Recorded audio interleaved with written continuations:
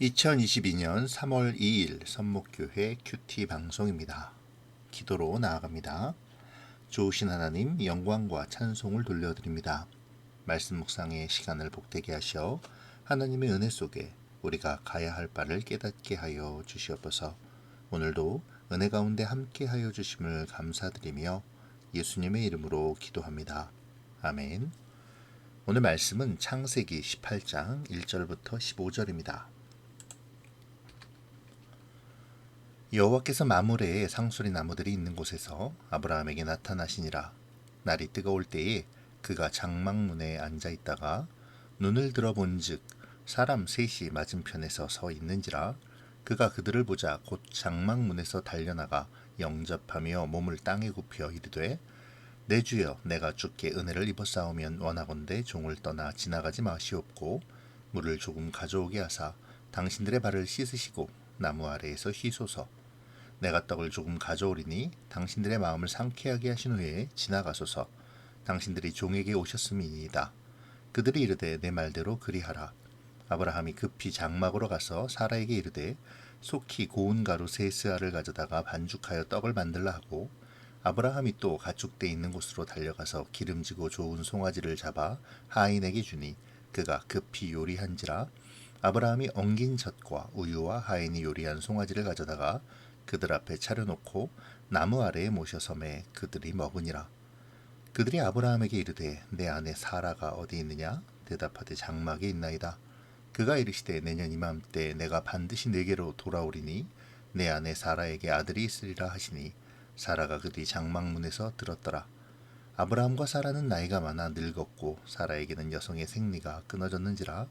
사라가 속으로 웃고 이르되 내가 노쇠하였고 내 주인도 늙었으니 내게 무슨 즐거움이 있으리요. 여호와께서 아브라함에게 이르시되 사라가 왜 웃으며 이르기를 내가 늙었거늘 어떻게 아들을 낳으리요 하느냐? 여호와께 능하지 못한 일이 있겠느냐? 기한이 이를 때에 내가 내게로 돌아오리니 사라에게 아들이 있으리라.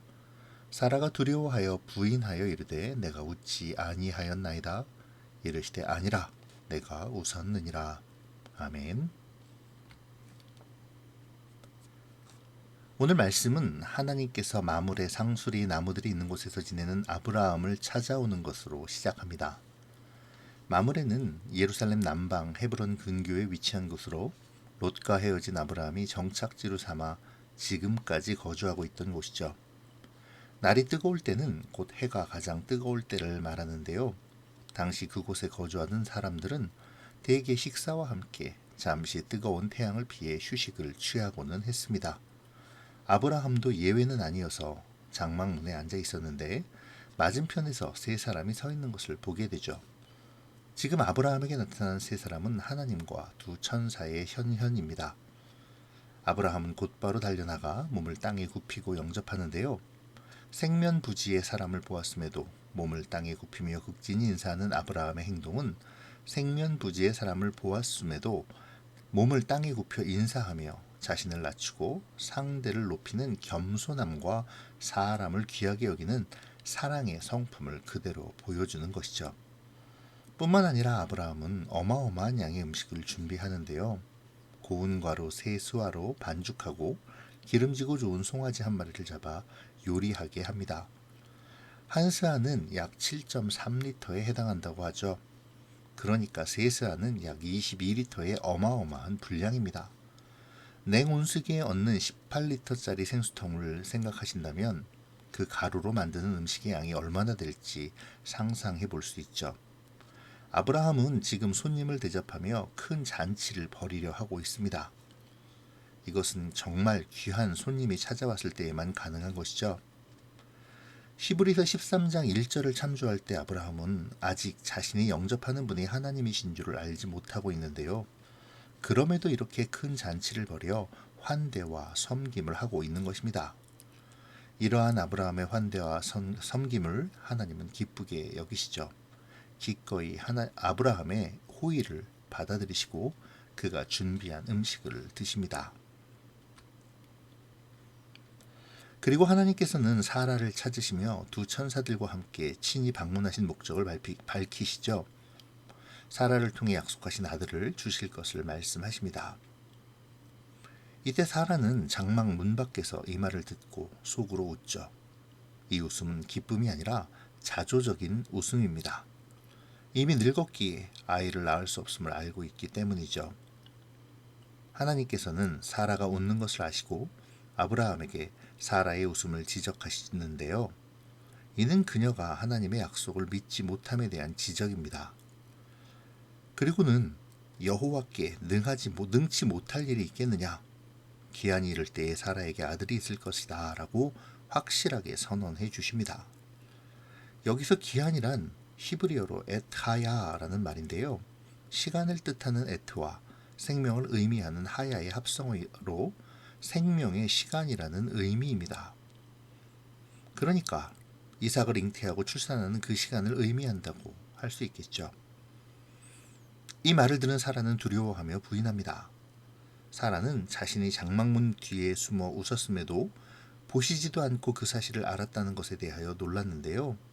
단순히 나그네로만 알았던 분이 하나님이셨음에 대한 두려움이죠.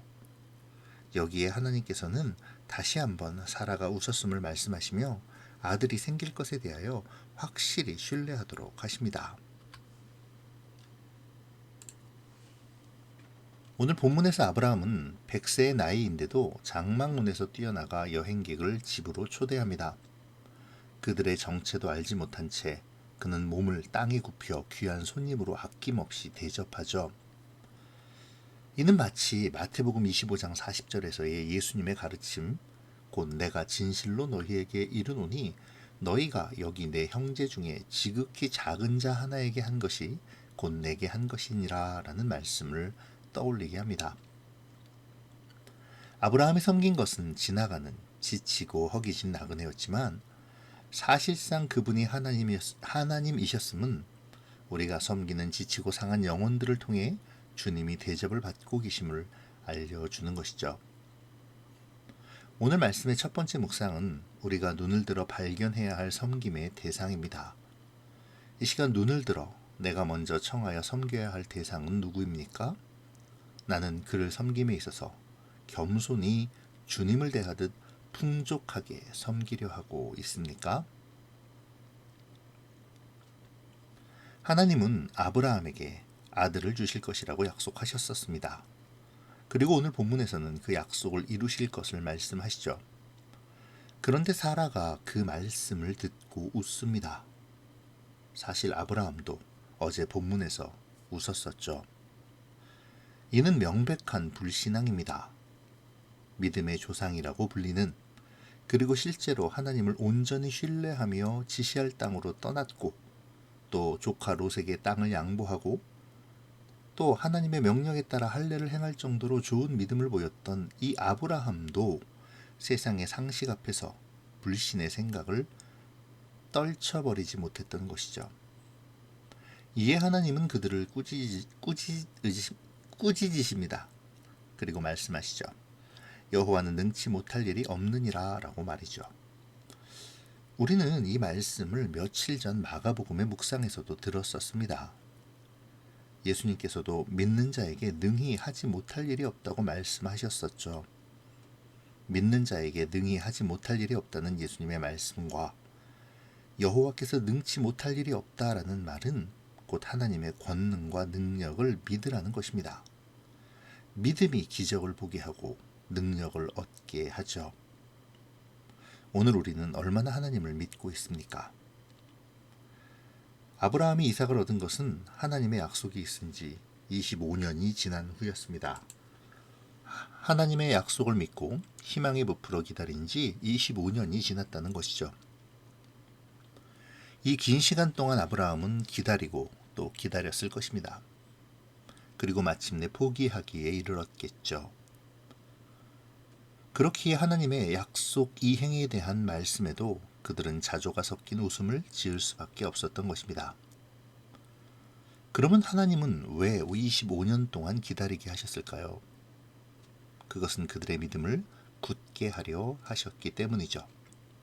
아브라함은 하갈과 동침하지 말아야 했습니다. 사라는 하갈을 아브라함에게 주어서는 안 되었죠. 오직 하나님의 약속을 신뢰하며 기다려야 했습니다.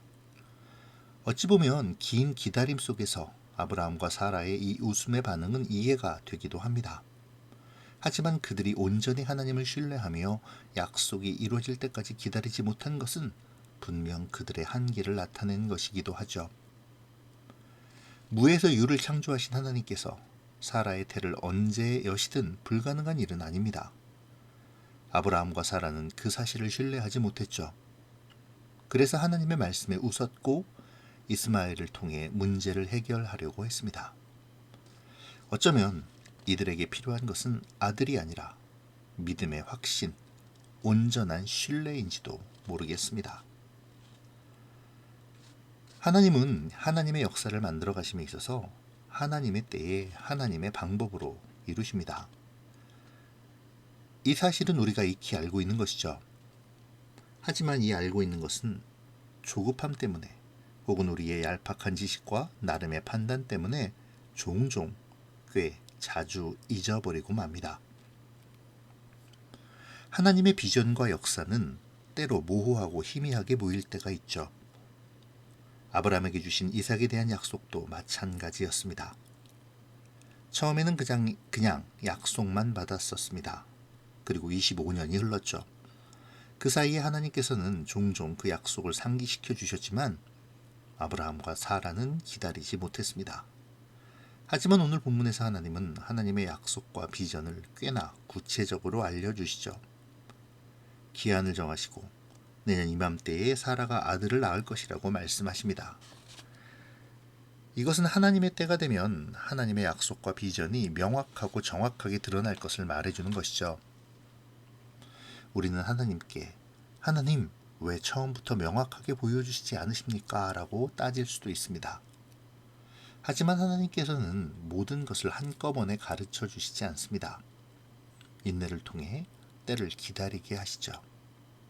그렇게 우리의 믿음을 시험하시고 훈련시키시는 것입니다. 그리고 마침내 하나님의 때가 되면 약속의 모든 것을 명확하고도 명료하게 드러내 주시죠. 이 기다림, 훈련의 과정을 수행하며 성숙해지는 것, 이것이 오늘 본문이 말해주는 하나님에 대한 신뢰입니다. 능치 못할 일이 없으신 여호와를 온전히 신뢰하며 그 때를 기다리는 것, 이것이 하나님의 선택받은 믿음의 사람의 삶임을 알려주고 있는 것이죠. 이 시간 나는 그 기다림의 신뢰를 훈련받고 있습니까?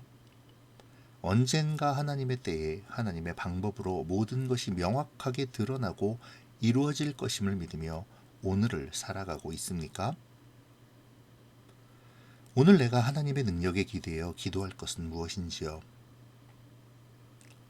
결국 아브라함과 사라는 웃게 될 것입니다. 오늘의 자조 섞인 웃음이 아니라 약속의 성취를 보며 기쁨이 넘쳐남으로 웃는 행복한 웃음을 얻게 되겠죠. 아브라함과 사라에게 필요했던 것은 믿음의 확신이자 온전한 신뢰였습니다. 그리고 그것은 오늘을 살아가는 우리에게도 필요한 것이죠. 오늘 말씀을 묵상하는 가운데 나를 통해 이루실 하나님의 역사를 기대하며 여호와의 능히 하실 일을 온전히 신뢰하기를 기도하며 다짐하는 우리가 되어지기를 바랍니다. 기도로 마치겠습니다. 고마우신 하나님, 오늘도 묵상의 자리로 불러주시니 감사합니다. 주님, 오늘 말씀을 통해 섬김의 자세를 배우게 하시고 섬김이 필요한 자를 섬기는 것이 곧 주님을 대접하며 섬기는 일임을 기억하게 하시어 내가 섬겨야 할 대상을 찾아 어떻게 섬길 것인가를 늘 살피게 하여 주시옵소서. 또한 온전한 신뢰를 주님 앞에 가지게 하시고 나를 통해 이루신 하나님의 역사를 기대하며 기도하는 우리가 되게 인도하여 주시옵소서. 감사를 드리며 예수님의 이름으로 기도합니다. 아멘.